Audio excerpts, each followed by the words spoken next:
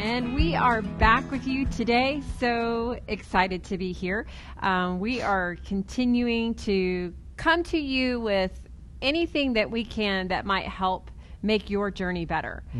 We enjoy talking to you about the experiences that we have had. And today we're going to talk about the process that you go through once you set a vision. Like, how do you connect the dots to get to that vision? And we found ourselves in a place that we had to figure that out for ourselves. When we moved out here from North Carolina to Dallas, Texas, we were very young and no experience in business, but we were told there was great opportunity. So we had big vision. We had known always that we wanted to own a business. We wanted an opportunity to something that could help us make big money. Yeah. We really thought, rich. Yeah, we really thought that rich. That could happen. And so we were chasing a vision when we moved to Dallas, but the reality set in quickly because we got here and looked around and realized that we didn't know what we were doing. Right. We didn't have any resources. Right. We didn't have a team. Right. All we had was a vision. Right. And so we had to go through a lot of failure and a lot of learning lessons to figure out how to connect the dots to get to the vision that we were chasing after. Yep. And so step one would be set a vision, right? Where are you and where do you want to go? And it could be just as simple as, we're broke and in our young 20s and we'd like to be older and rich. All right. It could be just that simple. Maybe it was even naive that we were thinking that way, but it could be just that simple. Now, once you've got that, how do you connect those dots? Step one, we believe, and this is, listen, it's for you, but it's also for those that you're leading. And so as we're going through this, we'll try to talk about both sides of it, but make it feel doable. When we first moved out here, we wanted to be rich. And so we moved out here on a dream and love, but we didn't really know how we were going to get to the rich part of that vision. So it had to, I realized there were things I did not know. And so what it meant was, in order for it to feel doable, I needed to increase my competency. Because when you're incompetent, it's really hard to feel like you can do something. If you don't know how to ride a bike, it's really hard to believe that you could ride a bike around the neighborhood. So you have to increase your competency. I had to learn, for example, for my own self, running ads to recruit agents. I had to run ads, and that meant back in those days we were running in classified ads in the newspaper. So I'd call the classified department of the Dallas Morning News, and I'd ask them for their recommendations, their suggestions. Then I learned that they get paid based on commission, and that came out from a conversation. So then I started talking to other people I knew who were running ads, and what did you see? What are you doing that could help me avoid some of these pitfalls? And I was learning from that and increasing my competency. As people were responding to the ads, and now I got to talk to them. I'm 23. What do I say to them? This is 20 years ago. What do I say to them now? So I had to learn what worked and what didn't. I had to be okay with failing just so I could learn from the failure and increase my competency. It's the same with leading somebody. When you are leading somebody and you're trying to help increase their competency so they believe they can do it, it's important that when they fail, that person looking to you for leadership that you're mentoring, when they fail, it's okay. You have to be okay with them failing. And you have to relieve the pressure for them when they fail. Help them shape that failure into a learning success experience, as opposed to failing and feeling like you're an idiot and I can't do this, I suck. Like, you don't want them feeling that way. So as a leader, when helping somebody increase their competency, one of the biggest things I've figured out is you want to be a pressure relief valve instead of a pressure cooker. And my mom used to always can when I was a kid. That pressure cooker would pressure those jars sealed. You don't want to pressure your follower into being sealed. Instead, you want to relieve that pressure and give them room to breathe.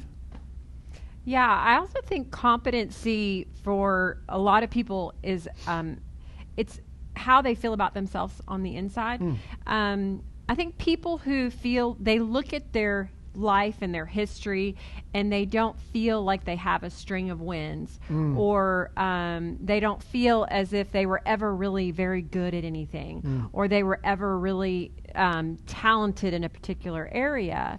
They may come into a new business like an insurance industry, and where they have to learn new products, they have to learn how to go out and sell and interact with clients, and they already have decided, I don't know how to do that. I'm not competent. I'm not the kind of person who learns something new and does well at it, because history has told them that that is true. Right.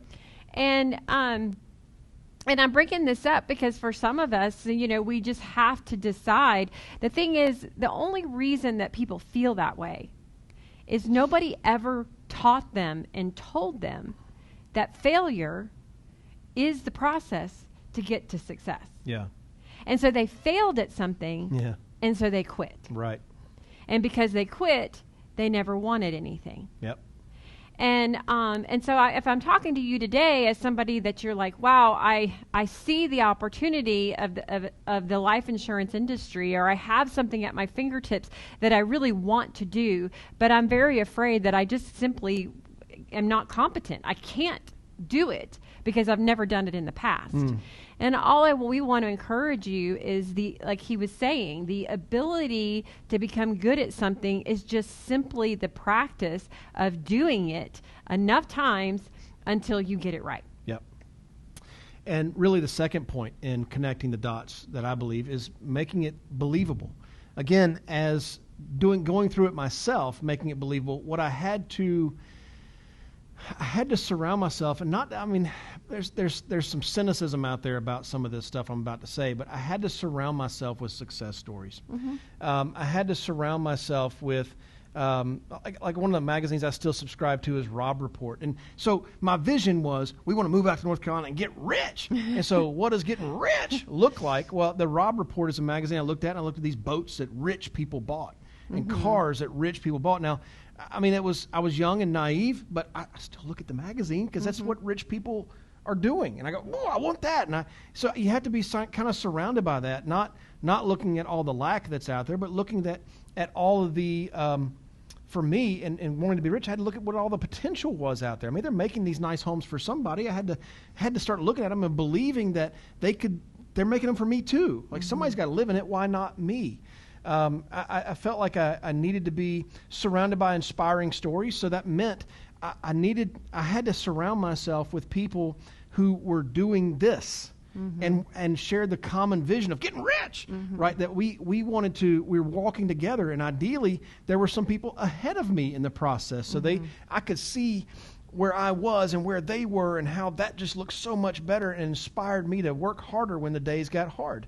And then really, I think for us in our industry, me making friends with different connections at the insurance companies helped me realize how big the industry is. The insurance industry is a multi-trillion-dollar industry. 68 cents of every dollar in America flows through the insurance industry. It's crazy numbers. It's not sexy, it's not glamorous, but it is dominant. And when I started becoming connected with those different insurance carrier reps, I realized how big that company was, how big the industry was, how big the opportunity was, and it became more and more and more believable to me.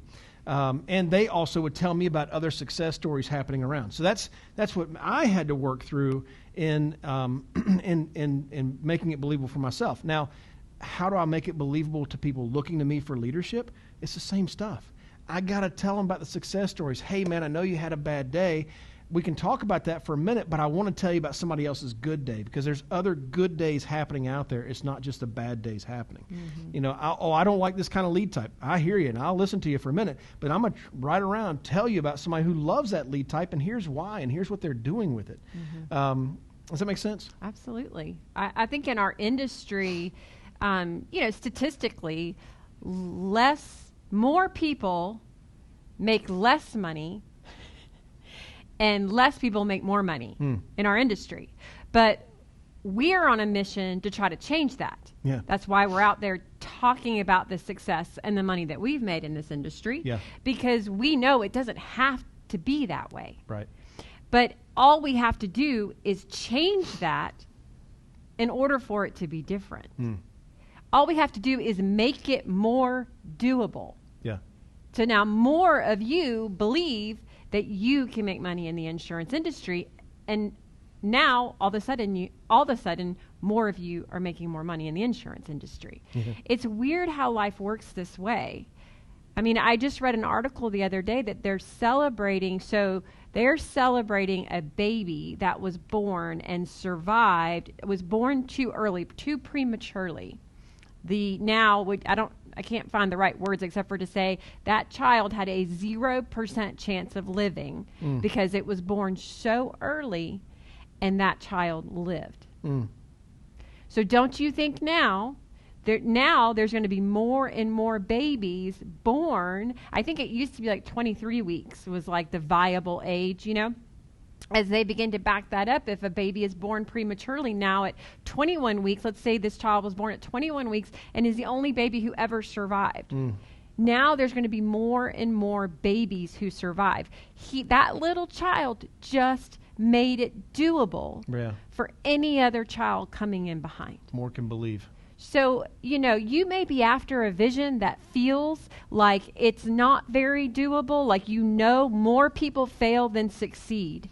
But you can succeed, and you can change that for more people. Yep. The third thing in connecting the dots is make it intentional. You have to be intentional in your education. I mean, this is as you're doing. Intentional in your education. Intentional in investing in your business. Intentional in developing relationships. 360, up, sideways, down, intentional, and intentional about having fun. And all of those are really important.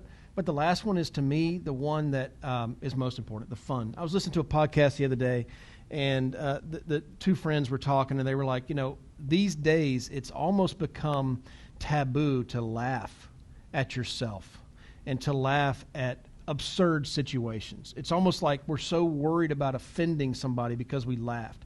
And yet, and I heard this on a podcast, and I said, amen, because I thought, how in the world can you survive life without laughter?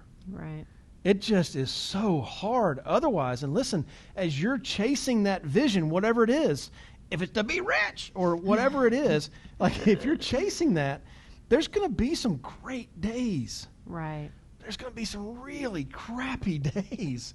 And you have to learn to see the absurdity of it all and laugh. Just laugh. If it's at yourself, if it's at somebody else, just laugh. I mean, listen, I remember in college, our college had a lot of paver bricks that, for sidewalks, and you'd always see the freshmen. I always said freshmen just trip over those all the time because occasionally a little paver brick is up and a person trips over it. Did you ever laugh when somebody tripped over that? I mean, honestly, I did. And so when I trip over that, shouldn't I laugh too? Yeah. If it's funny, it's funny. Whether it hurts or not. If it's funny later, it's funny now. If you're going to look back on that experience 20 years later and laugh about the whole thing, start laughing now. You got to have fun in the process. Yes, be intentional in all the education, investing, in relationships. You may comment on that, but I want to comment on the fun because that's what gets you through. They say that photographs are just the good memories that get you through the bad ones as you're looking through it. And to me, that's the fun connects the dots and gets you where you want to go so much faster. And in the process, it's so much more enjoyable. Yeah, I mean, I think that being intentional is really about choosing who you want to be. Like if you've got a vision that you're chasing, that involves who you want to be. And so you're making those choices for yourself about how I want to be in relationships, about where I'm going to invest my money and the things that I want to be known for. And when other people are interfering and telling you, you can't laugh or have fun, or you can't make the decisions that you want to make that are going to get you where you want to go, you've got to be intentional to choose for you. And, I mean, intentional, I think, is one of those buzzwords that you probably can find a lot of great teaching about the power of being intentional. But really, it boils down to you choosing you and doing what it is that you need to do to get to where you want to go. And that is ultimately, I mean, when you're saying, we're at point A, we want to go to point B. How do we get there? It's about connecting the dots to get where we want to go. And we definitely have been on quite the journey. I mean, we got here knowing nothing about insurance, knowing nothing really about ourselves. And we were able to build an agency, a life insurance agency that has been sustained now for 15 years in this industry and been one of the top income earners in this industry. Yep. And then we get to come and share those stories with you. Yep. So, so connect the dots. If you've got a vision, you know where you want to go, or even if you don't, if you need help with the vision, you need help with connecting the dots, listen, I encourage you to get on my calendar. I'd love to chat with you. Probably the easiest way to get on my calendar is go to thefitzgroup.org/staff calendars. You'll actually see all of our staff on that page, and anybody's got a calendar available, thefitzgroup.org/staff calendars. But right on mine, next to my name, there's 3 options. The one you choose is general coaching. Just click on that, tell me what you want to chat about, and let's talk. I'll help you figure it out. I don't know that I know all the answers, but I know the journey I've been on, and that gives me some of the answers you're looking for. That's right. For sure. Hey, you know what? Now that you know, you know.